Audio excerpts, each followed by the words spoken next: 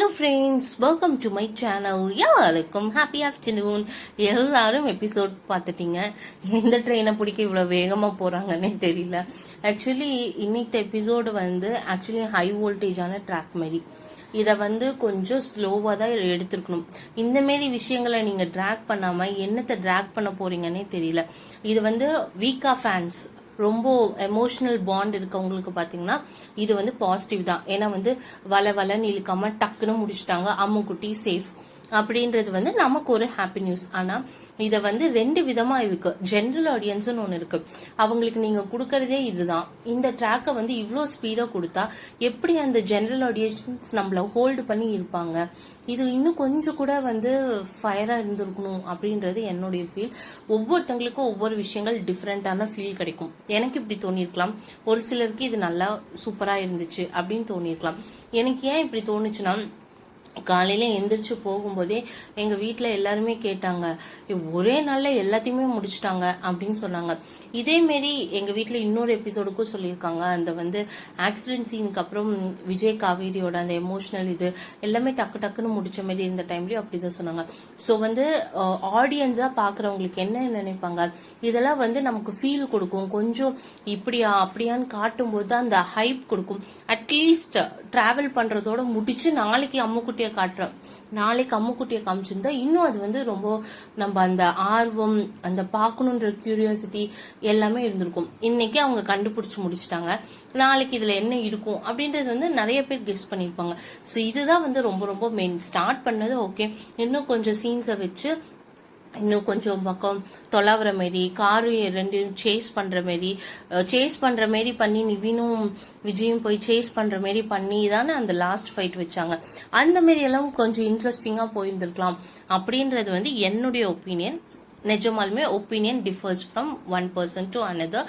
உங்களுக்கு ஒன்று தோணலாம், எனக்கு இது தோணலாம். இன்னைக்கு எபிசோட் பாத்தீங்கன்னா த்ரூ அவுட் எபிசோட் சித்தப்பா நமக்கு ஹெல்ப் பண்றாரு, அவருடைய இடத்த சொல்றாரு, ராகவ் வெளியே வந்துட்டாருன்னு சொல்றாரு.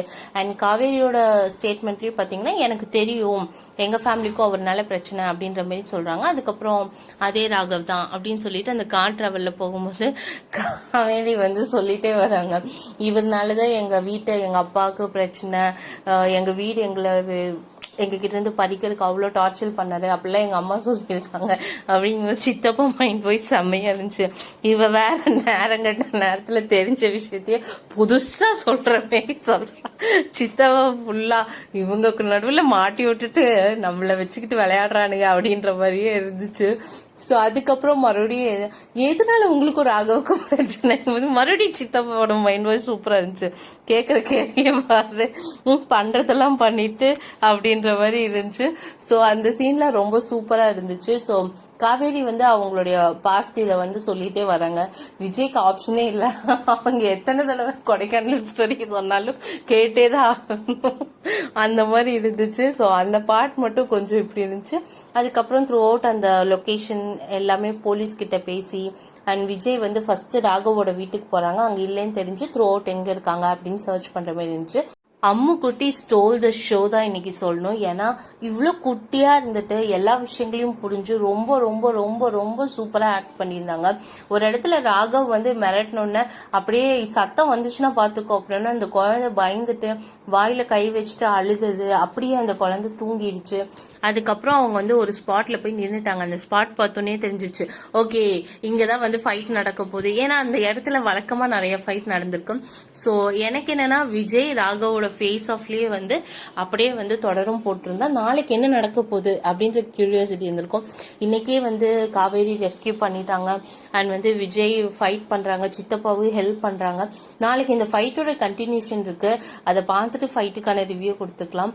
அந்த ஃபயர்ஃபுல் எபிசோடா இன்னும் கொஞ்சம் இருந்திருக்கலாம் அப்படின்றது என்னுடைய ஒப்பீனியன். அண்ட் காவேரி அம்முக்குட்டி மீட் பண்ண அதாவது காவேரி கார்ல இருந்து தூக்கிட்டு அம்முக்குட்டியை நிக்க வச்சோன்னா அது ரொம்ப எமோஷனலா இருந்துச்சு. அந்த அம்மா பாசம் இன்ஸ்டிங்கா உள்ள இருந்து வரும் இல்லையா, அந்த மாதிரி இருந்துச்சு. ஸோ பாப்பாவை ப்ரொடெக்ட் பண்ணிட்டு அந்த பாப்பா மிஸ் எனக்கு பயமா இருக்கு அப்படின்னு சொல்லிட்டு ஹக் பண்ணும்போது ஒன்னும் இல்லை அப்படின்னு சொல்லி காவேரி கம்ஃபர்ட் பண்ற மாதிரி இருக்கு. ஸோ நாளைக்கு என்ன மாதிரி ட்விஸ்ட் அண்ட் டர்ன்ஸ் வச்சிருக்காங்கன்னு வெயிட் பண்ணி பார்ப்போம். ஆனா அங்க பெருசா ஒன்றும் இருக்காது. ஸோ ராகவ் எல்லாம் அடி வாங்கிட்டு கிளம்பிடுவாங்க. அண்ட் காவேரி வீட்டுக்கு வந்து அம்முக்குட்டியை கூப்பிட்டு வந்துருவாங்கன்னு நினைக்கிறேன். அந்த டிராயிங் பிடிஎஸ் ஒன்று வந்துச்சு இல்லையா, அந்த சீனா இருக்கும்னு நினைக்கிறேன். அப்போ வந்து காவேரி திங்க் பண்ணி பார்ப்பாங்க அப்படின்னு தோணுது. எல்லா ஹிண்ட்டும் கொடுத்துட்டாரு. ஏன்னா வந்து இன்னைக்கு எபிசோட்ல வந்து விஜய் வந்து முக்கியமான ஒரு சீனான கார் ஆக்சிடென்ட் சீனை பத்தி எக்ஸ்பிளைன் பண்ணியிருக்காரு. ஸோ காவேரி இதெல்லாமே வந்து திங்க் பண்ணி பார்ப்பாங்க. காவேரிக்கும் ஆக்சிடென்ட்ல தான் மெமரி லாஸ் ஆச்சு, நிறைய விஷயங்கள் இருக்கு கனெக்ட் பண்ண. ஸோ அவங்க கனெக்ட் பண்ணி பாக்குறாங்களா இல்லையான்னு நம்ம வெயிட் பண்ணி பார்ப்போம். உங்களுக்கு என்ன தோணுதுன்னு சொல்லி கீழே கமெண்ட் பண்ணுங்க. தேங்க்ஸ் ஃபார் வாட்சிங்.